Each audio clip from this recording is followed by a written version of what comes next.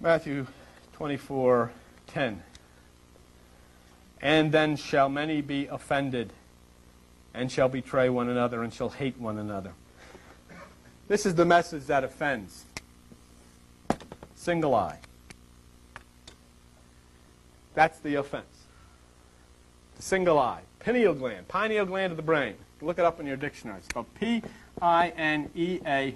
Pineal gland. It's the single eye of the brain.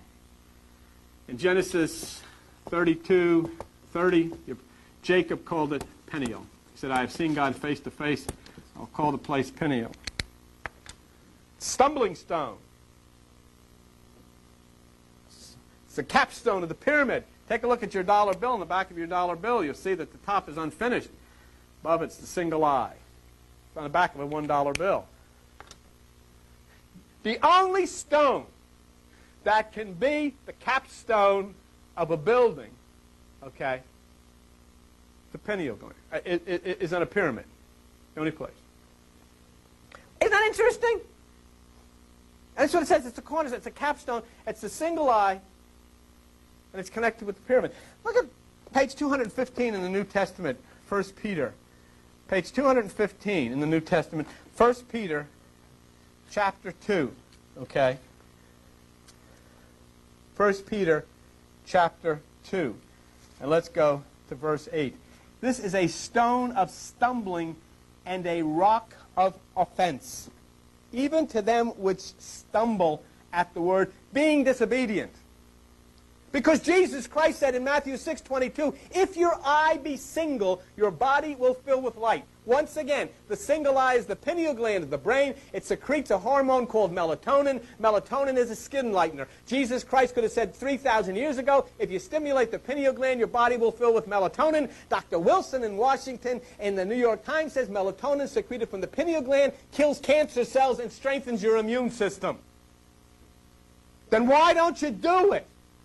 Why don't you instruct your children? Why don't you force your children to do it instead of reading all these cockamamie fear stories about devils? Why don't you start feeding them that which is the truth of God and what is built within you so that they can enter within and they can also have cancer cells in their immune system strengthened and they won't be getting the kind of things that people are getting out in the streets today. Why don't you do it?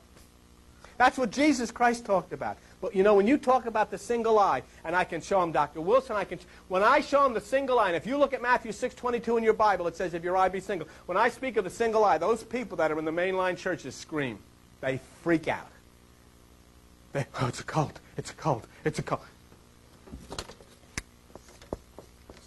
You know what the problem is? They're not a cult. Do you know what that word means? You think it means Ouija boards and hoobie-joobies and all this, Sister Maria, and that. It doesn't. It means that which is hidden. That's all it means, that which is hidden. And Jesus Christ said, unto you is given to know the secrets of the kingdom. But to them that are without, all things are parables. Jesus Christ was a cult.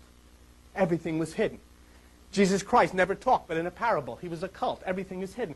The Apostle Paul says, Galatians 4:24, the Old Testament is allegorical. It's a cult. It's hidden. Psalm 78:2 says God speaks in parables. He's a cult. It's hidden.